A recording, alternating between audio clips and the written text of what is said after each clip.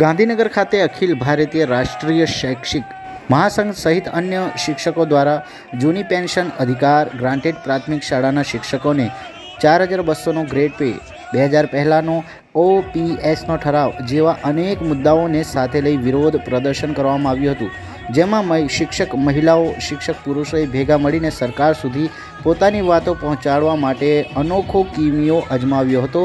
બધાએ ભેગા મળીને વિરોધ પ્રદર્શન દેખાવોમાં ગરબાનો સમાવેશ કર્યો હતો.